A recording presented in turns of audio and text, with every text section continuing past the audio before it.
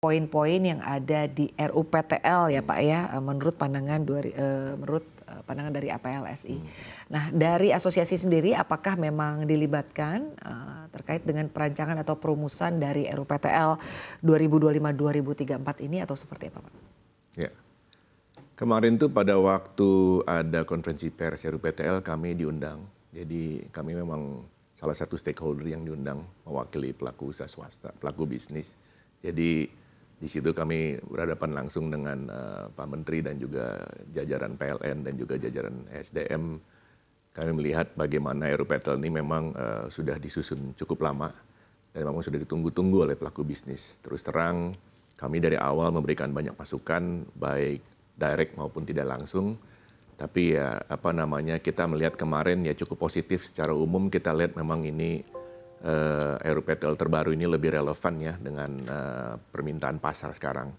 Dan juga dari sisi tuntutan pentingnya menjaga kelestarian lingkungan, saya lihat dari porsi EBT-nya sangat besar. Jadi ini RUPTL yang cukup ambisius ya. Memang kita sudah melihat adanya Green RUPTL sebelumnya, tapi ini merupakan revise ya, direvisi lagi dan memang disempurnakan. Jadi kalau saya lihat memang ini bagus, tapi memang perlu dijaga betul supaya implementasinya bisa betul-betul lancar ke depan.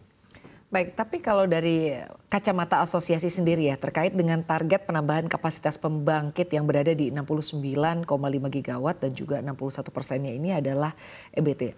Anda melihat apakah target ini cukup realistis dan bisa kita gapai atau perlu dukungan-dukungan dari pemerintah? Seperti misalnya kalau kita berbicara mengenai EBT. Ini kan ada pendanaan yang juga tidak sedikit. Butuh waktu bagi kita untuk bisa bersama-sama begitu ya. Kita menuju penggunaan energi bersih atau energi baru terbarukan. Anda melihat apakah ini cukup realistis? Boleh dibilang realistis ya, tentunya nanti kita lihat dari sisi progres ya. Apakah betul-betul sesuai dengan target. Kita lihat kan di 5 tahun pertama dari RUPTL ini targetnya sekitar rata-rata 5 gigawatt per tahun. Pada waktu periode 5 tahun berikutnya itu cukup fantastis kenaikannya. Dan terutama porsi sumbangan dari RBT yang sangat besar, yang sangat ditunggu-tunggu oleh Indonesia karena bauran energi kita masih sangat mengandalkan fosil. Gitu. Jadi saya lihat potensi-potensi EBT ini memang banyak yang belum terserap gitu loh, oleh sistem kelistrikan di Indonesia. Dan inilah pentingnya RUPTL ini benar-benar memfokuskan kepada energi baru terbarukan gitu kan.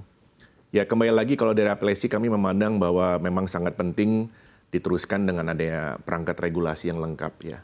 Perlu ada konsistensi dari kebijakan dan juga penyederhanaan proses-proses ya. Seperti contoh dari proses negosiasi kontrak dan juga tender tentunya perlu lebih disempurnakan lagi supaya lebih transparan, lebih akuntabel dan juga memang yang kami harapkan tentunya adanya pencapaian return yang maksimal itu penting ya. Karena memang iklim investasi itu sangat bergantung kepada level return yang memadai bagi pelaku usaha. Jadi ini kita mau paksakan untuk listrik murah, tapi at the same time untuk menciptakan inovasi dan untuk melakukan breakthrough kepada energi-energi baru yang memang di sistem belum ada, itu membutuhkan capital expenditure yang besar di awal, membutuhkan investasi yang besar. Jadi ini membutuhkan dukungan pemerintah tentunya dan juga dukungan PLN supaya kita meningkatkan kerjasamanya supaya ini sama-sama berhasil gitu.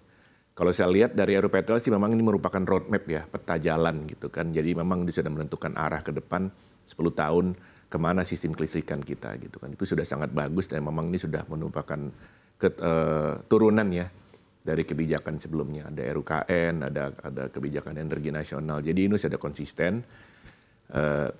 Tinggal nanti masalah implementasinya. Dan tentunya kita di pelaku usaha tahu sendiri bahwa kesulitannya biasanya banyak hal yang terjadi di lapangan, ya kan.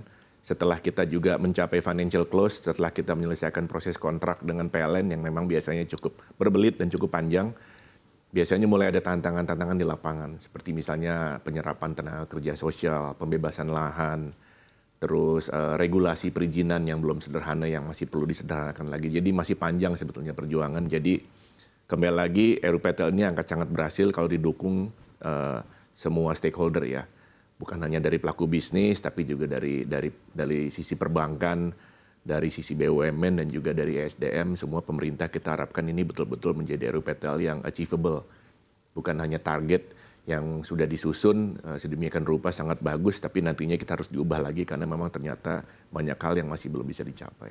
Baik, lalu selanjutnya jika kita bedah lebih dalam lagi ya, kita lihat ada sumber batu bara sebesar 6,3 gigawatt. Artinya penggunaan batu bara ini masih diizinkan. Apalagi tadi kita sudah sama-sama melihat ya, Pak Bahlil menyampaikan bahwa ini batu bara bukan sesuatu yang haram gitu ya, masih bisa kita gunakan dan sumber energi yang cukup murah. Tanggapan Anda terkait dengan hal ini Pak seperti apa? Ya.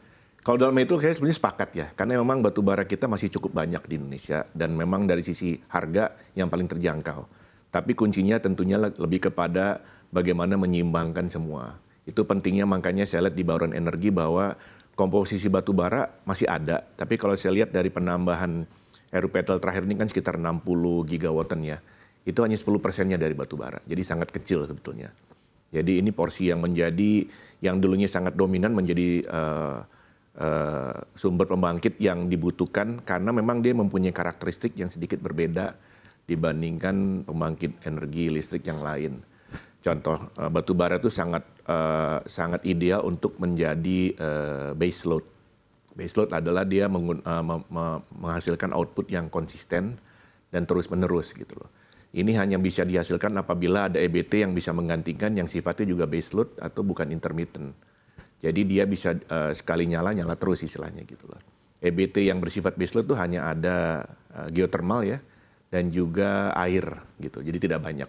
Dan itu semua bukan skala kecil, rata-rata membutuhkan investasi yang besar. Jadi selama itu belum ada alternatifnya yang juga harganya juga masuk ya, affordable dan terjangkau, menurut saya batu bara masih diperlukan di dalam energy mix kelistrikan nasional. Jadi bauran energi ini menurut saya batu bara tidak bisa dihilangkan sama sekali, tapi hanya khusus untuk menjaga kehandalan pasokan listrik supaya tetap kita belajar kemarin waktu ada kasus di Bali ya.